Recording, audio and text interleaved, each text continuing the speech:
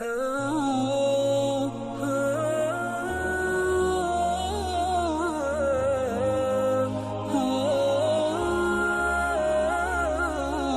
نے ارشاد فرمایا مجھے 5 ایسی چیزیں دی گئی جو میرے سے علاوہ کسی اور کو نہیں دی گئی۔ پہلی چیز، جب حضور کسی سے جہاد کے لیے نکلتے، مقابلے کے لیے نکلتے تو 1 مہینے کی مسافت پہ ہوتے تو دشمن پہ رعب پیدا ہو جاتا، تو یہ حضور کو شان دی گئی۔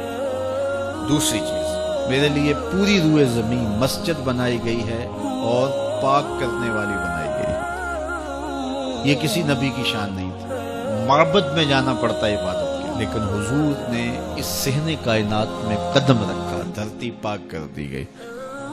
اب جہاں بھی کھڑے ہو کے نماز پڑھ لو، پوری زمین ہمارے لیے مسجد بنا دی گئی۔ تیسری چیز، اس امت کے لیے یہ خصوصیت ہے کہ مال غنیمت اس امت کے لیے حلال کیا۔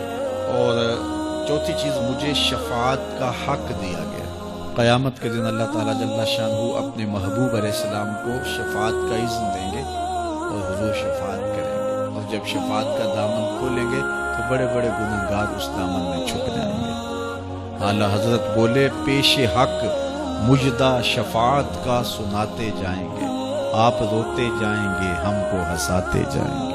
وسعتیں دی ہیں خدا نے دامن محبوب کو، جرم کھلتے جائیں گے اور وہ چھپاتے جائیں گے۔ اور 5ویں چیز، اللہ نے مجھے خاتم النبیین بنایا، میرے بعد نبوت کا سلسلہ ختم کر دیا گیا۔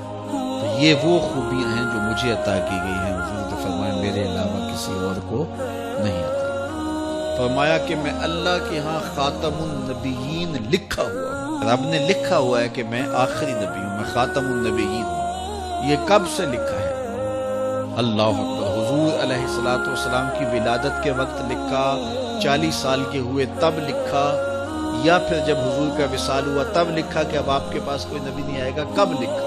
جب آدم علیہ السلام کا خمیر تیار کیا جا رہا تھا، ان کے لیے مٹی گوندی جا رہی تھی، میں اس وقت سے پہلے بھی خاتم النبیین لکھا ہوا۔ فرمایا میں پہلی باتیں تم کو سناؤں، دعوت ابراہیم، میں ابراہیم کی دعا ہوں، اور حضرت عیسیٰ کی بشارت۔ انجیل برنباس کے اندر ہے کہ جب حضرت عیسیٰ نے کہا کہ لوگوں میرے بعد جو آنے والا ہے اس کا نام احمد ہوگا، تو بشارت دے رہے کھڑے ہو کے، تو ایک حواری نے کہا، 12 حواری تھے آپ کے، ایک حواری نے کہا جس کے قصیدے آپ بھی پڑھ رہے ہیں کیا وہ آپ سے بھی افضل ہوگا؟ تو سنو حضرت عیسیٰ نے کیا جواب دیا، تمہیں ٹھنڈ پڑ جائے گا۔ حضرت عیسیٰ علیہ السلام نے کہا افضل ہونے کی بات پوچھتے ہو، وہ تو اتنی عظمتوں کا حامل ہے، اگر اس کے نالین کے تسمے کھولنے کی سعادت ابن مریم کو مل جائے تو یہ بھی مقدر کی بات ہے، وہ اتنی فضیلتوں کا حامل ہے۔ اگر اس کے نالین کے تسمے کھولنے کی سعادت مجھے مل جائے تو میں مقدر والا سمجھوں گا اپنے آپ کو، اتنی عظمتوں کا حامل ہوگا۔ اللہ اکبر، کہا میں وہ ہوں، حضور بیان فرما رہے ہیں۔ اللہ اکبر، یار جب حسن خود ناز پہ آ جائے تو پھر تو اس کے انداز تکلم نرالے ہوں گے نا۔ تو کہا میں ابراہیم کی دعا ہوں، میں عیسیٰ کی بشارت ہوں۔